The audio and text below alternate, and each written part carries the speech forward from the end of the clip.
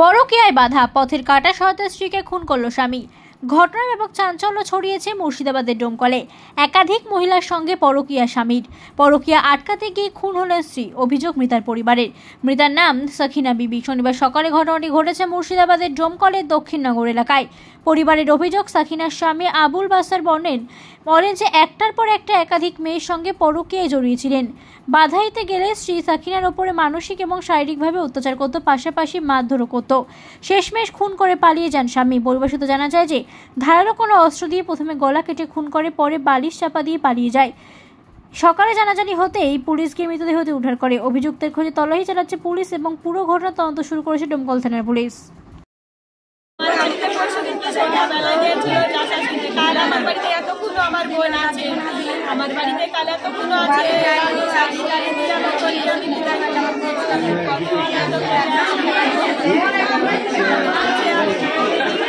আমার জামাই ঘটনা আগাগোড়া আমার জামাই অত্যাচার করে, 2 বছর থেকে কিছু দেয় না, ছেলেটাকেও দেয় না। বিটি বিড়ি টিড়ি বাঁধে সংসার চালায়। আমিও কিছু দিই, আমার ছেলেও কিছু দেয়, দিয়ে করে পড়াশোনা ছেলের করে মাধ্যমিক দিল পরীক্ষা, তাও যাইতে খোঁজ নিল না, খালি কাজই করবে বাহির থেকে। দিয়ে এখানে আসিল, নাহলে কিছু বলল না। ও আর ঘর বাড়ি ও থাকবে, কিছু বলল না। যেতে বিয়ে করে বউ না, তাও তুমি কিছু বলল না, সূর্যা চলে আসবে আমার কাছে। তার সাথে এসেছিল পরশু দিন, আমি কত মানা করলো ভিটি যাইও না, বেটা তো বলে মা থাকো আজ না, ও বেড়া হয়ে যাবে। ছেলেকে গুছিয়ে এসে আমি শুই থাকবো, খাইয়ে শুই থাকবো। বেটা তা আবার ফোন করলো যে মাকে দেখো, তা বিটি তো করলো মা গেলছে শাহিদ না। সকালে ফোন করছে যে নানি মা গেলছে, তো না তোর মাকে নেই করে পাগলা কাল গেল আসে না। তো মাকে পাশি নিয়ে যে মা নাই বাড়িতে, তো মোবাইল নিয়ে গেছে তোর নাম।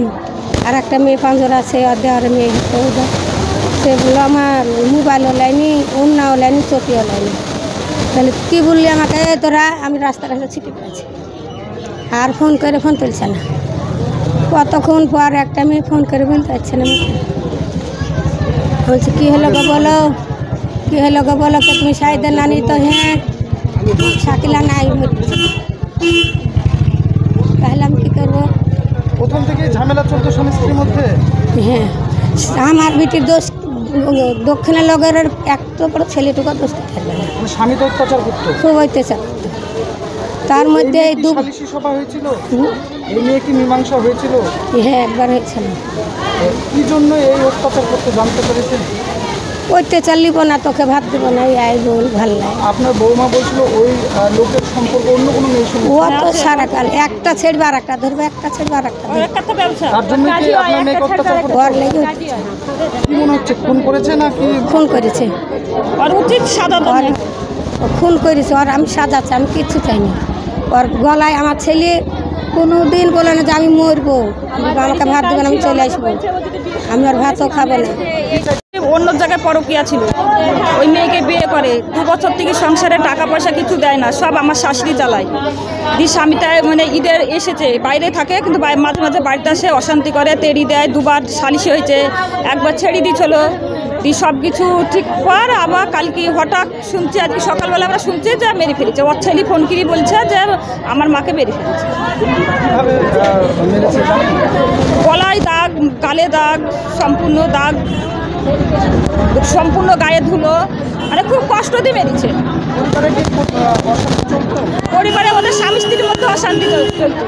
শ্বশুর শাশুড়ি আসতে দিত না, শ্বশুর শাশুড়ি যে আমার শাশুড়ি গিয়ে চলে আসতে চাইতো, শ্বশুর শাশুড়ি আসতে দিত না, বলে থাক থাক। খালি ছেলের কী হবে, মানে ওর একটা 17 বছরের ছেলে আছে, ছেলের কী হবে, ছেলের জন্য থাক। এর আগে বাড়িটা বিক্রি করে দিল, আমার শাশুড়ি টাকা পয়সা দিয়ে বাড়ি কিনে ছেলের নামে দিল। খালি ছেলে কিনে আমার ননদ ওই বাড়ি থেকে আসতে চাইতো না, যে কষ্ট করে থাকতো, বিড়ি আনতো, ছেলেটা কিছু কাজ করতো, সংসার কষ্ট করে 2 বছর থেকে সংসারে কোনো টাকা পয়সা কিছু দেয় না। আমার নাম মামনি খাতুন, ওর স্বামীর নাম হলো আবুল বাসা।